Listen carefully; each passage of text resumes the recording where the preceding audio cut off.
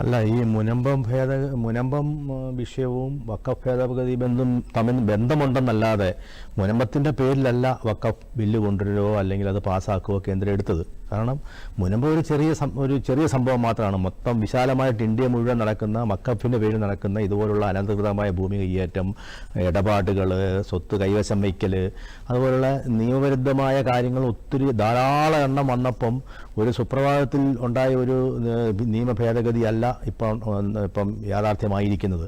ശ്രീ സമ്പത്ത് പറഞ്ഞതുപോലെ എല്ലാ കാര്യങ്ങളും ഒരു ദിവസം രാജ്യസഭയിലും ലോക്സഭയിലും പെട്ടെന്ന് ചർച്ച ചെയ്ത് ചൂടപ്പം പോലെ ചുട്ടെടുക്കുകയായിരുന്നില്ല. രാഷ്ട്രപതി അന്ന് തന്നെ ഇത് വളരെ വിശാലമായ രീതിയിൽ വിവിധ തലങ്ങളിൽ ചർച്ച ചെയ്തു. ജോയിന്റ് പാർലമെന്ററി സമിതിയുടെ മുമ്പിൽ വിട്ടു. അതിനു മുമ്പ് തന്നെ എല്ലാ ബന്ധപ്പെട്ട കക്ഷികളോടുമൊക്കെ അഭിപ്രായങ്ങളൊക്കെ ആരാഞ്ഞു. ഇത് സംബന്ധിച്ച് വിവിധ കോടതികളിൽ നിരവധി കേസുകൾ, അതിൻ്റെ ഡീറ്റെയിൽസ് റെഫർ ചെയ്തു.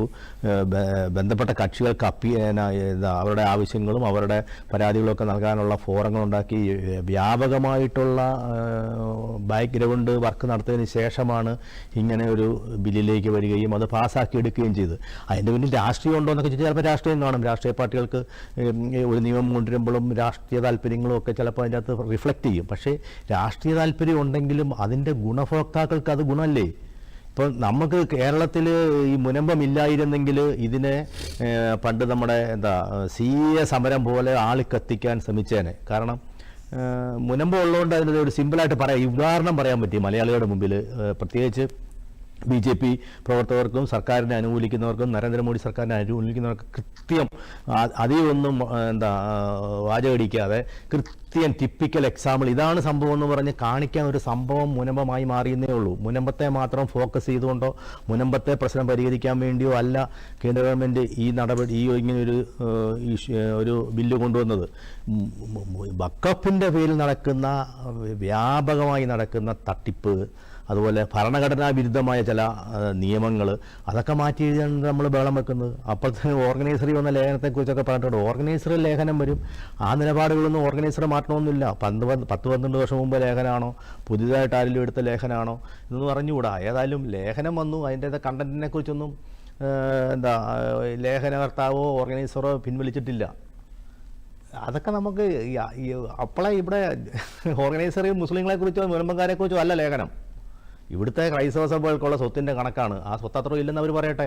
അപ്പോൾ ഒരു ലേഖനത്തിൽ ഏതെങ്കിലും മാഗസിനിലോ എവിടെയെങ്കിലും ഒരു ലേഖനം വന്നു, ഒരു ഫാക്റ്റും ഫിഗേഴ്സും വന്നും പറഞ്ഞ് അപ്പം തന്നെ ആ സ്വത്തെല്ലാം പിടിച്ചെടുക്കാൻ പോകുക എന്നാണ് അതിൻ്റെ അർത്ഥം. അതെനിക്ക് മനസ്സിലാകുന്നില്ല. അതാണ് അവിടെയാണ് രാഷ്ട്രീയം, സങ്കുചിത രാഷ്ട്രീയവും വർഗീയ രാഷ്ട്രീയവും പ്രീണന രാഷ്ട്രീയവും ഒക്കെ റിഫ്ലക്റ്റ് ചെയ്യുന്നത്. മുൻപത്തെക്കുറിച്ച് സംസാരിക്കുമ്പോഴും അപ്പം അവിടെ ക്രൈസ്തവർക്കെതിരെ അല്ല ക്രൈസ്തവരുടെ സ്വത്തിനെക്കുറിച്ച് നിങ്ങൾ ലേഖനം എഴുതിയില്ലെന്ന് ചോദിക്കുക. ഇവിടെ അതല്ലല്ലോ പ്രശ്നം. ഇവിടെ ഈ കമ്മീഷനെ വെച്ച് എന്തിനാ കേരള സർക്കാരിന് ഇത് ഈസിയായിട്ട് 10 മിനിറ്റ് കൊണ്ട് ഈ കാര്യം പരിഹരിക്കാമെന്നാണ് പിണറായി വിജയൻ വരുന്നതിന് മുമ്പ് തന്നെ അധികാരത്തിലിരുന്ന സർക്കാരും അതിൻ്റെ ഭാഗമായിരുന്ന പ്രതിപക്ഷ നേതാവൊക്കെ പറയുന്നത്. 10 മിനിറ്റ് അന്ന് അവർ ഉറങ്ങുമായിരുന്നോ? അവിടുത്തെ MP കോൺഗ്രസ്സുകാരനാണ്. അവർ പരിഹരിക്കാനൊന്നും ചെയ്യുന്നില്ല. ഈ സർക്കാർ ശ്രീ പിണറായി വിജയൻ്റെ നേതൃത്വത്തിലുള്ള ഈ ഇടതുപക്ഷ സർക്കാരിന് ഈ സിമ്പിളായിട്ട് പരിഹരിക്കാവുന്ന കാര്യമാണെങ്കിൽ അത് പരിഹരിച്ചുകൂടെ? വെറുതെ ജനങ്ങളുടെ കണ്ണിൽ പൊടിയിടാൻ വേണ്ടി ഒരു കമ്മീഷനെ വെക്കുക. ആ കമ്മീഷൻ എന്തിനാണെന്ന് ഹൈക്കോടതിയാണ് ചോദിച്ചത്, അല്ലാതെ BJPയോ കേന്ദ്ര ഗവൺമെൻറ്റോ അല്ല ചോദിച്ചത്. ആ ഹൈക്കോടതി സിംഗിൾ ബെഞ്ച് ചോദിച്ചു. ഇപ്പം ഡിവിഷൻ ബെഞ്ച് അത് വെച്ചോളാൻ പറഞ്ഞു. ഇനി ആ കമ്മീഷൻ വെച്ചിട്ടോ കമ്മീഷൻ റിപ്പോർട്ട് ഇട്ടിട്ടോ എന്ത് കാര്യം? കമ്മീഷൻ്റെ ഈ വഖഫ് നിയമ ഭേദഗതി പാസ്സായതോടുകൂടി ഇങ്ങനെയുള്ള കമ്മീഷനൊന്നും ഒരു പ്രസക്തിയും ഇല്ലാതായി. ആ നിയമത്തിൻ്റെ അടിസ്ഥാനത്തിൽ തന്നെ ഇനിയും മുന്നോട്ട് പോകാൻ പറ്റും. കേരള ഗവൺമെൻറ് അതിൻ്റെ പ്രൊസീജിയർ അങ്ങ് പൂർത്തിയാക്കിയാൽ മതി. കാരണം ഇവിടെ മുൻപത്തെ പ്രശ്നം ഇപ്പോൾ ശ്രീ സമ്പത്ത് പറഞ്ഞ പോലെ സ്വാതന്ത്ര്യത്തിന് മുമ്പ് ഉണ്ടായ ഒരു ഇഷ്യൂ ആണ്. സ്വാതന്ത്ര്യത്തിന് മുമ്പുണ്ടായി 10-75 വർഷം ഒരു പ്രശ്നവും ഉണ്ടായിരുന്നില്ല. അടുത്ത കാലത്ത് കോൺഗ്രസിൻ്റെ സർക്കാർ അബദ്ധം കാണിച്ചു. ഈ വഖഫ് എന്ന് പറഞ്ഞൊരു സംവിധാനത്തിന് കൂടുതൽ അധികാരങ്ങൾ, മറ്റേത് ഭരണഘടനയ്ക്ക് ഉപരിയായിട്ടുള്ള അധികാരങ്ങൾ നൽകിക്കൊണ്ടുള്ള ഭേദഗതി ബില്ല് കൊണ്ടുവരികയും അതിൻ്റെ ഭാഗമായിട്ട് അവർ ക്ലെയിം ചെയ്യുന്ന സ്വത്തെല്ലാം അവരുടേതാകുന്നു. അങ്ങനെ ഒരു സംവിധാനം വന്നപ്പോഴാണ് ഈ മുനമ്പത്തെ ഇഷ്യൂ ഉണ്ടായത്. മുനമ്പം പോലുള്ള പല സ്ഥലങ്ങളിലും ഇഷ്യൂ ഉണ്ടായത്. അപ്പോൾ അത് റാറ്റിഫൈ ചെയ്തു. അതങ്ങ് എടുത്തു കളഞ്ഞതോടുകൂടി പിന്നെ സംസ്ഥാന സർക്കാരിന് ഇനി ക്ലറിക്കൽ ജോലി മാത്രം ചെയ്യാനേ ഉള്ളൂ. ഇങ്ങനെ കമ്മീഷൻ്റെ ആവശ്യമില്ല. ഇപ്പം നിയമം പാസ്സായാലും ഇന്ത്യ മുഴുവൻ ബാധകമായ നിയമമാണ്. ആ നിയമത്തിൻ്റെ അടിസ്ഥാനത്തിൽ ക്ലറിക്കൽ ജോലി ചെയ്തുകൊണ്ട് മുനമ്പം ആൾക്കാരുടെ റവന്യൂ ഭൂമിക്ക് അവർക്ക് പട്ടയം കൊടുക്കാനും അവർക്ക് വിൽക്കാനും വാങ്ങാനുള്ള ആ ഒരു തടസ്സം സർക്കാരിന് നീക്കണം. ഏതായാലും കേന്ദ്രത്തിൽ നിയമം ഉണ്ടായാലും എന്തൊക്കെയായാലും സംസ്ഥാന സർക്കാരിനും കുറേ കാര്യങ്ങളൊക്കെ ചെയ്യേണ്ടി വരുമല്ലോ നമ്മുടെ ഒരു ഫെഡറൽ സംവിധാനം അനുസരിച്ചിട്ട്. അതൊരു ക്ലറിക്കൽ ജോലി മാത്രമാണ്. ഇപ്പോൾ ഈ കമ്മീഷനെ ആദ്യം പ്രഖ്യാപിച്ചപ്പം അതായിരുന്നില്ല ഒരു വലിയ ബേണിംഗ് ഇഷ്യൂ. അപ്പോൾ അതിൽ നിന്നൊരു ശ്രദ്ധ തിരിക്കാനോ അല്ലെങ്കിൽ അതിൽ നിന്നൊരു ബന്ധപ്പെട്ടവർക്കുള്ള ആശ്വാസമോ അല്ലെങ്കിൽ കണ്ണിൽ പൊടിയിടാനോ എങ്ങനെയും വ്യാഖ്യാനിക്കാം.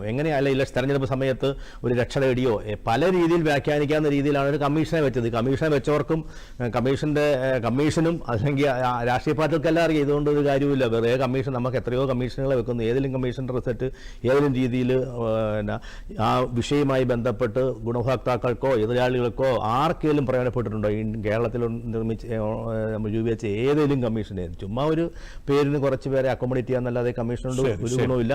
പ്രത്യേകിച്ച് ഈ കമ്മീഷനിൽ യാതൊരു ഗുണവുമില്ല. കാരണം ഇത് അതിനെല്ലാം മുകളിൽ ഒരു നിയമം എന്താണോ ഈ കമ്മീഷൻ രൂപീകരിക്കാൻ ഉപോത്ബലകമായ വിഷയം, ആ വിഷയം എങ്ങനെ ജനറേറ്റ് ചെയ്തോ ആ ജനറേറ്റ് ചെയ്ത ആ വിഷയം തന്നെ ഇല്ലാതാക്കുന്ന രീതിയിൽ ഒരു നിയമം വന്നു. അപ്പോൾ ആ നിയമത്തിന്റെ ചുവട് പിടിച്ചുകൊണ്ട് സംസ്ഥാന സർക്കാരിന് ചെയ്യാവുന്ന ക്ലറിക്കൽ ജോലി മാത്രം ചെയ്താൽ പ്രശ്നം.